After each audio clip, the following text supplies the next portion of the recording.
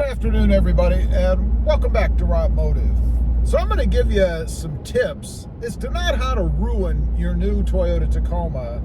And honestly, I'm guilty of all of these myself. But before I get into that, let me show you this. It's a little cover. Yeah, it's telling me my seatbelt is off. It's a little silicone cover for the seatbelt. And there's a lot of complaints I've heard about the interior of the Tacoma, specifically over here on this post, getting a lot of little nicks and chips or discoloration in it from the seatbelt clasp there, rubbing against it when you pull it over to put it on or throw it over when you take it off.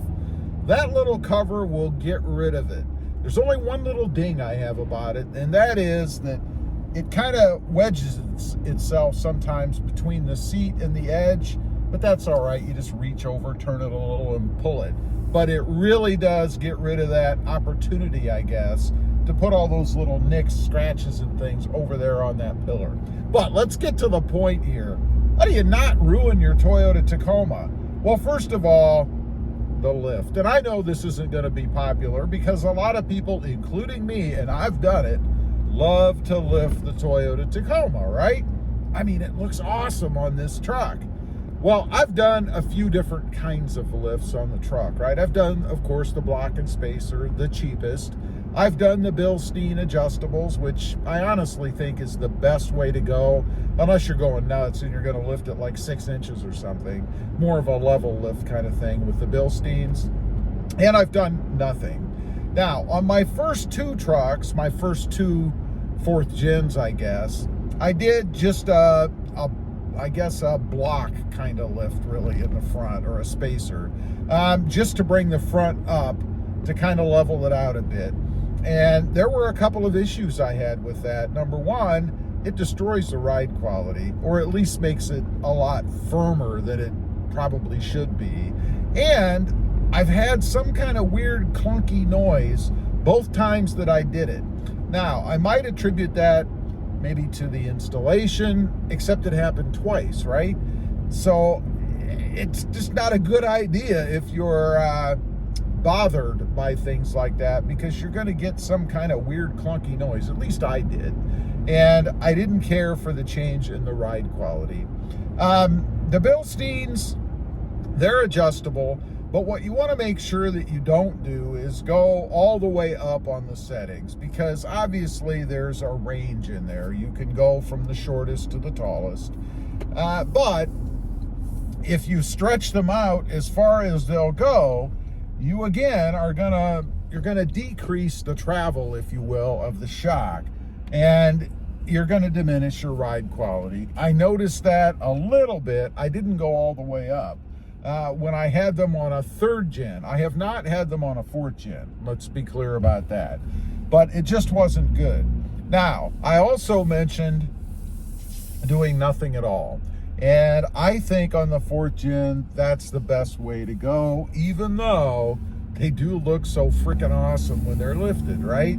What I've done on my truck is I decided to put the biggest tire that I'm comfortable with, so that I don't have any rub. And I always love how some folks will say they don't have any rub, and then if you push them a little bit, well, it'll rub if I do a certain thing. To me, an installation is not right if there's any kind of a problem, in this case, a rub. If you do something to the truck where the tires are now going to rub underneath somewhere, you've done something wrong. It's just not right. So the setup that I went with, and I know there are other variations, it really kind of depends on the size of the tire and the offset that you go with. Offset being whether you bring that wheel out or keep it where it is, right? I went with a plus 25 millimeter offset. Now, the truck, at least mine, starts with a plus 55. That is stock. And the way it works is every millimeter that you move closer to zero from plus 55 is going to push that tire out, that wheel out, which pushes the tire out, right? A millimeter.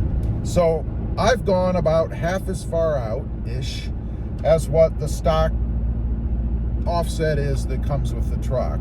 And that gives me somewhere around 1.5 inches, about 1.5 inches, I'd say, maybe 2 inches of wheel poke or tire poke.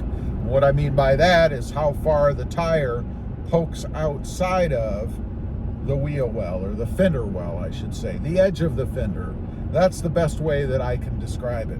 Now, the size tire that I went with is a 275/70, and I have 18s. Of course, this is going to vary depending on the size tire you go with, what your wheel setup is, all of that good stuff.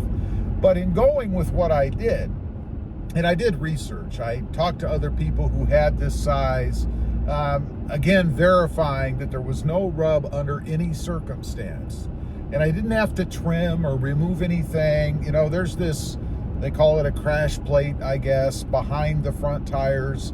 You can remove that. I didn't do any of that. I didn't trim the fenders, nothing. So I don't have any kind of an issue with that. Now, the truck comes with a little bit of a rake, right? Which means the front end kind of points down a little bit, if you will, the way that it sits. Toyota does this intentionally. It's not an error, it's not a problem, it's the way the truck is built and designed.